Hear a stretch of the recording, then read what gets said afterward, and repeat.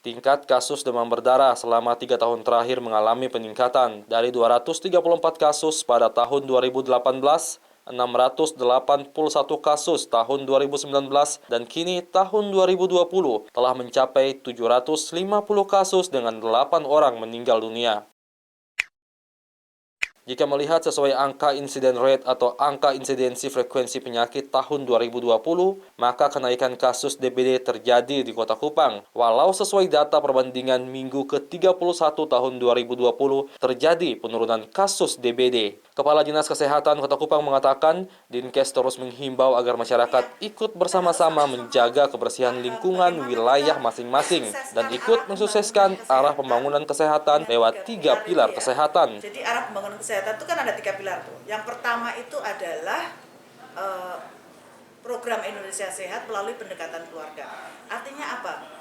Dinas Kesehatan melalui puskesmas-puskesmas dalam memberikan pelayanan itu harus melakukan pendekatan keluarga. Bagaimana kita memahami setiap keluarga itu terhadap persoalan kesehatannya dan kita harus mampu menyelesaikan.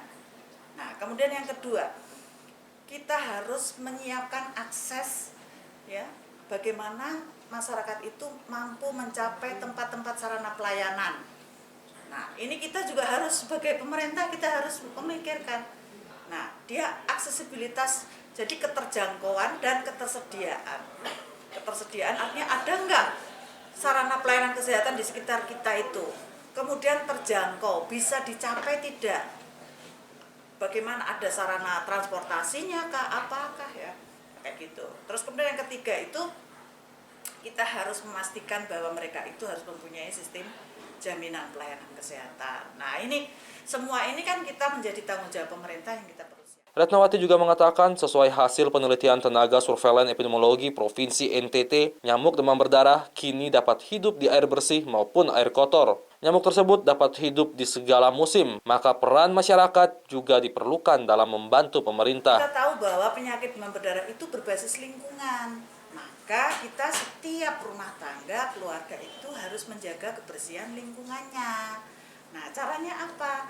Ya, bagaimana kita melihat sampah-sampah yang mempunyai potensi menampung air hujan dan menjadi perindukan nyamuk. Nah, itu kita harus bersihkan, kita kubur, ya.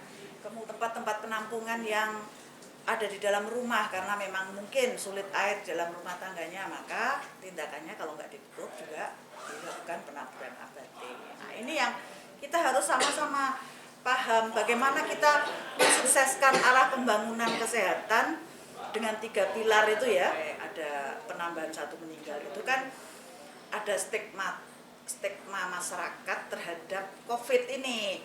Nah, pada saat panas ini takut didogma bahwa ini nanti ini COVID, sehingga ada kalanya keluarga masih menahan batuk pilek biasa atau panas biasa. Nah, itu mungkin sehingga ada penambahan 1 kemarin itu.